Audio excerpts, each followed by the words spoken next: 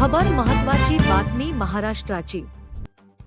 सर्वोच्च न्यायालयाच्या आदेशानुसार कुठल्याही धार्मिक स्थळावरील लाऊडस्पीकर जास्त आवाजामध्ये वाजल्यास त्यावर पोलीस निरीक्षकांना कारवाई करण्याचे अधिकार दिले आहेत. नियमाचे उल्लंघन केल्यास भोंगे जप्त करून कायदेशीर कारवाई करण्यात येईल, असे राज्याचे मुख्यमंत्री देवेंद्र फडणवीस यांनी विधानसभेत सांगितले.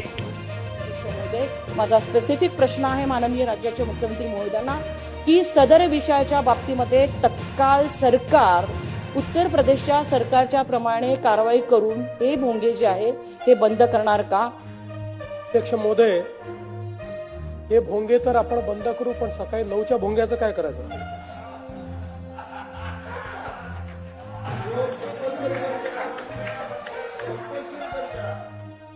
अध्यक्ष महोदय, सन्माननीय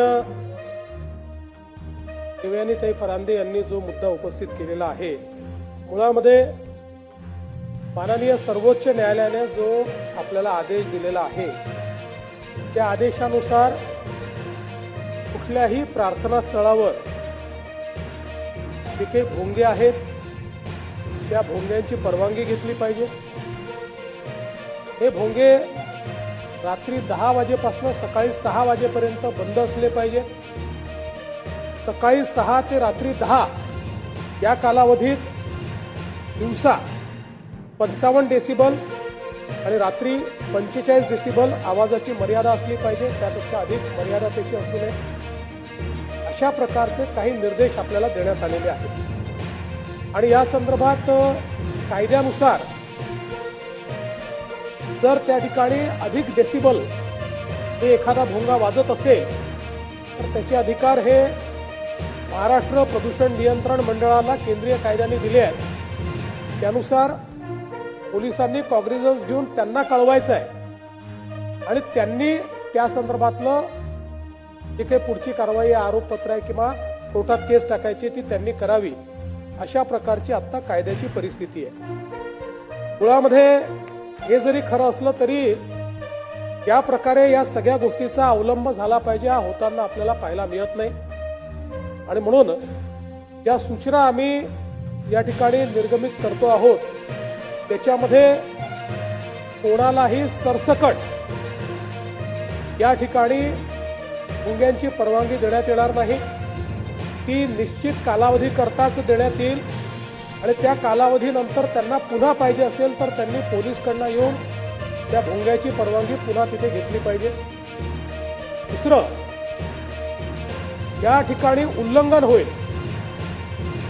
55 डेसिबल आणि 45 डेसिबलचं, त्यांना पुन्हा परवानगी देण्यात येणार नाही.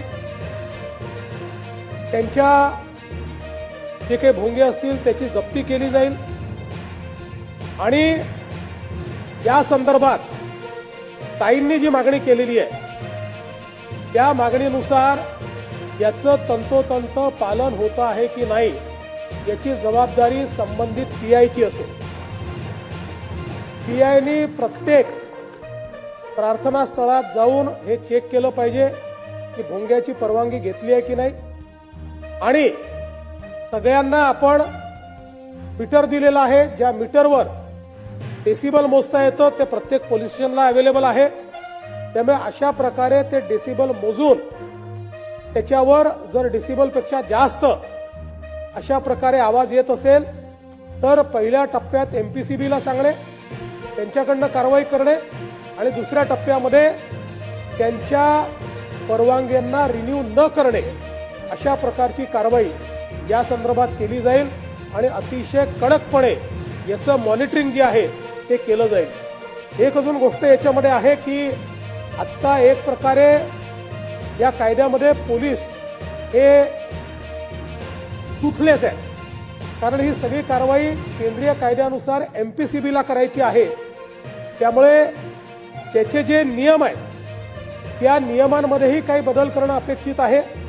ते बदल झाले तर अधिक प्रभावीपणे आपल्याला याची कारवाई करता येईल आणि म्हणून त्या संदर्भात केंद्र सरकारलाही विनंती करण्यात येईल की केंद्र सरकारने देखील त्या नियमांमध्ये काही बदल जे आम्ही सुचवतो ते आम्हाला करून द्यावे, जेणेकरून त्या बदलांच्या अनुरूप आपल्याला पुढे अशा पद्धतीच्या प्रकरणांमध्ये अतिशय कडक कारवाई करता येईल. त्यामुळे आता या संदर्भात याचं तंतोतंत पालन केलं पाहिजे.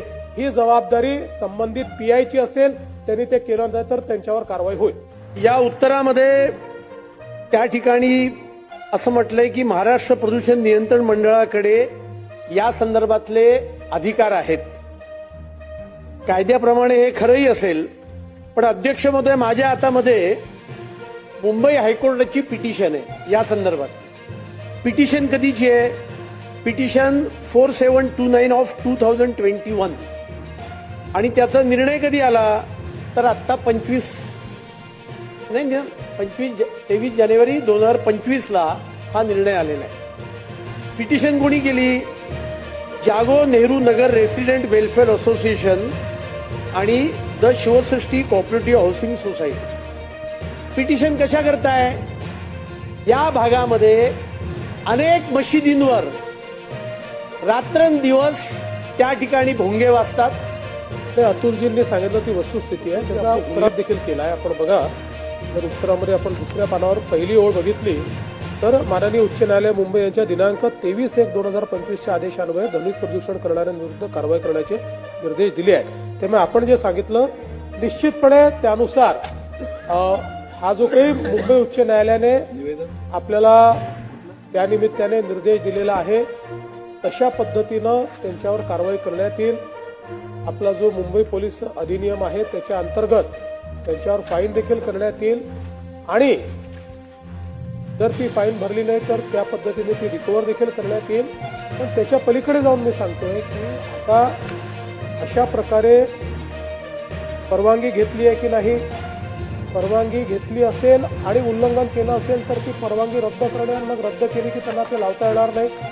हे एन्फोर्सच आपण करायचं ठरवलेलं आहे आणि त्याची जबाबदारी देखील पीआयवर टाकणार आहोत.